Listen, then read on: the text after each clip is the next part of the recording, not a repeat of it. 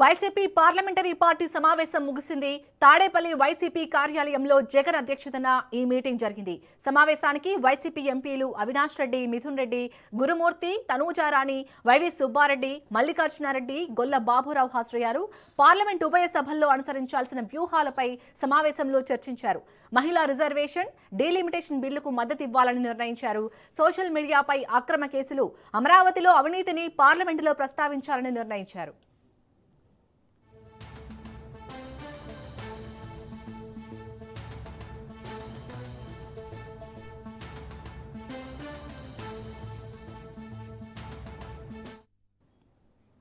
ఇక తాడేపల్లి వైసీపీ కార్యాలయంలో అయితే జగన్ అధ్యక్షతన మీటింగ్ జరిగినట్టుగా తెలుస్తుంది. ఈ మీటింగ్ కి సంబంధించి పూర్తి డీటెయిల్స్ ని మా ప్రతినిధి రమేష్ అందిస్తారు. రమేష్,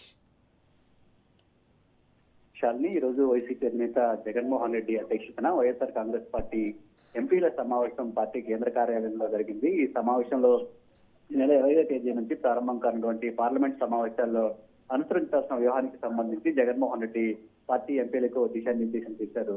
పార్లమెంటు సమావేశాల్లో ప్రధానంగా ఏపీ ప్రయోజనాలకు సంబంధించి విభజన హామీలు ఏవైతే ఉన్నాయో హామీలు అమలు కోసం, అదేవిధంగా కేంద్రం నుంచి రావాల్సిన నిధులపైన కూడా పార్లమెంట్ లో కానీ ఇటు అంటే రాజ్యసభ, లోక్సభలో చర్చించాలంటూ వైఎస్ఆర్ కాంగ్రెస్ పార్టీ ఎంపీలకు జగన్మోహన్ రెడ్డి దిశానిర్దేశం చేశారు. వీటితో పాటు ఈ పార్లమెంట్ సమావేశాలలోనే మరోసారి మహిళా రిజర్వేషన్ బిల్లు వచ్చే అవకాశం ఉందని చర్చ జరుగుతుంది. అంతేకాకుండా డీలిమిటేషన్ కి సంబంధించినటువంటి బిల్లు కూడా వచ్చే అవకాశం ఉందని చర్చ జరుగుతున్నటువంటి నేపథ్యంలో ఈ రెండు బిల్లులకు గతంలోనే వైఎస్ఆర్ కాంగ్రెస్ పార్టీ మద్దతు ఇచ్చినటువంటి అంశాన్ని కూడా జగన్మోహన్ రెడ్డి గుర్తు చేశారు. మహిళా రిజర్వేషన్ బిల్లు విషయంలో కూడా, అదేవిధంగా ఈ డీలిమిటేషన్ బిల్లు విషయంలో కూడా సానుకూలంగా స్పందించారంటూ ఎంపీలకు దిశానిర్దేశం చేశారు. అదే సమయంలో ఆంధ్రప్రదేశ్ ప్రభుత్వం చేసినటువంటి ఈ అవినీతికి సంబంధించి కూడా పార్లమెంట్ సమావేశాల్లో చర్చించాలని పార్లమెంటు సభ్యులకు జగన్మోహన్ రెడ్డి ఆదేశించారు. ప్రధానంగా అమరావతి పేరుతో రాష్ట్ర ప్రభుత్వం పెద్ద ఎత్తున అప్పులు చేస్తుంది. ఈ అప్పుల్లో పెద్ద ఎత్తున అవినీతి జరుగుతుందని కూడా జగన్మోహన్ రెడ్డి చెప్తూ ఉన్నారు. అంతేకాకుండా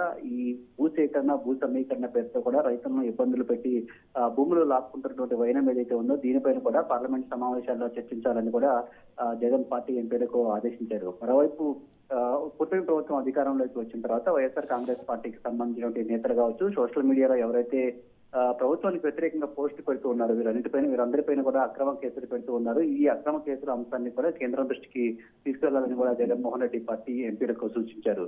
మరోవైపు ఇటీవలే కేంద్ర ప్రభుత్వం 2011కు ముందు ఎవరైతే టీచర్స్ ఉంటారో, అంటే ఇన్ సర్వీస్ టీచర్లు ఉన్నారో వాళ్ళందరూ కూడా టెట్ క్వాలిఫై కావాలంటూ ఆదేశాలు వచ్చింది. దీనివల్ల ఏపీలో దాదాపు 1,00,000 మందికి పైగా టీచర్లు ఇబ్బందులు పడుతున్నటువంటి పరిస్థితి కూడా ఉంది. కాబట్టి ఈ ఇన్ టీచర్లకు టెట్ ఖచ్చితంగా 60% మార్కులతో పాస్ కావాలని చట్టం తీసుకొచ్చారో దీన్ని వెనక్కి తీసుకోవాలి, లేదంటే ఇందులో సవరణ చేయాలనే అంశం పైన కూడా కేంద్రం ఇటు పార్లమెంట్ లో చర్చించాలంటే కూడా ఎంపీలకు దిశానిర్దేశం చేశారు. గతంలోనే టీచర్లకు ఈ అంశానికి సంబంధించి కేంద్రంతో మాట్లాడతామని జగన్మోహన్ రెడ్డి కూడా హామీ ఇచ్చారు. కాబట్టి పార్లమెంట్ సమావేశంలో ఏదో అంశాన్ని చర్చించారని చెప్పినటువంటి పరిస్థితి కూడా ఉంది. మొత్తంగా ఇటు రాష్ట్ర ప్రయోజనాల విషయంలో ఒకవైపు పోరాటం చేస్తూనే మరోవైపు కూటమి ప్రభుత్వం అధికారంలోకి వచ్చిన తర్వాత జరుగుతున్నటువంటి అవినీతి, అన్యాయాలు, అక్రమ కేసులపైన కూడా పార్లమెంట్ వేదికగా పోరాటం చేయాలంటూ కూడా జగన్మోహన్ రెడ్డి ఎంపీలకు దిశానిర్దేశం చేశారు.